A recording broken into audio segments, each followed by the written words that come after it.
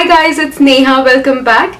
Today I want to share with you guys one of my most favorite Indian recipes. That's fish biryani. It's a one-pot meal. We cook the fish separately, we cook the rice separately, and then combine those two together. It's absolute deliciousness. Traditionally, it's cooked with whatever fish is locally available in that region of India.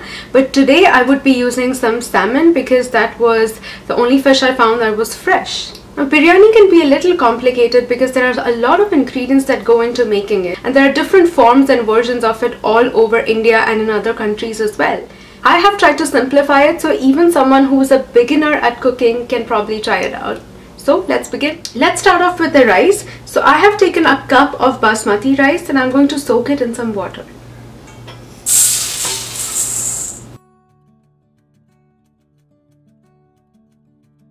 While the rice is soaking in water, let's start marinating the fish. So I've taken 2 big pieces of salmon steak, but you could use any fish and you could use fillet if you don't like bones. I'm just gonna add some salt, turmeric powder, red chili powder, lime and ginger garlic paste. And with my clean bare hands, I'm going to just rub the marinade all over the fish.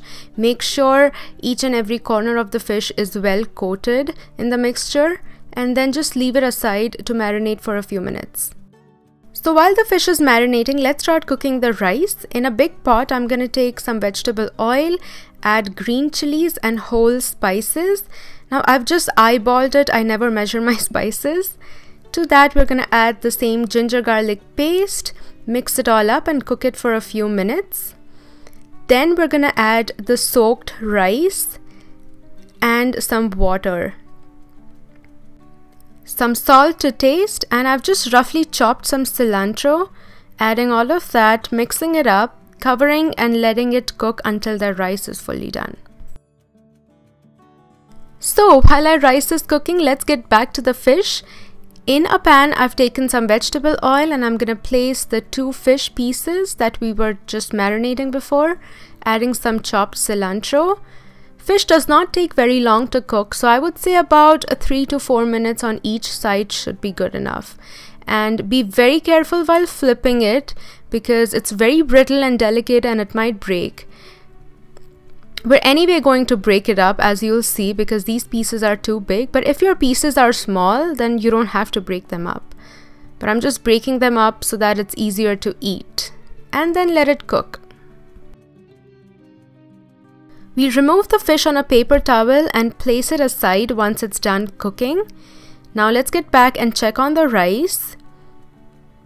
Just give it a nice stir and check the rice grain. If it breaks and if you think it's cooked, then it's cooked. Drain the excess water in a colander, and at this point your rice should really be fluffy and fragrant. Now it's time to start layering the biryani. So in a pot, I've taken some vegetable oil, some cumin seeds, and adding my first layer of rice, some chopped mint and cilantro, some fried onion, and a pinch of garam masala. This is optional. Some ghee, because a biryani is incomplete without ghee. Second layer of rice, spread it evenly. And on top of this, we'll be adding all our fish pieces. And to top it up, we'll add some fried onion, cilantro and mint, and just cover it and let it cook on low flame for 10 to 15 minutes. Let's make some cool, refreshing mint raita while that's cooking.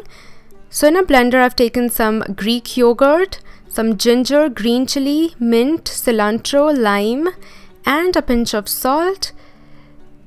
Blend it all up into a smooth, creamy paste. And we're ready to go. Let's check on our biryani. It seems like it's done. So let's start plating it now. I love how in biryani the meat is so tender and flavorful and the rice is so fluffy and fragrant, yet it's not that overpowering. So that is it for this one, guys. I hope you give this one a try. Give me a thumbs up if you like the video and subscribe to my channel if you like my videos, and I'll see you next week. Bye.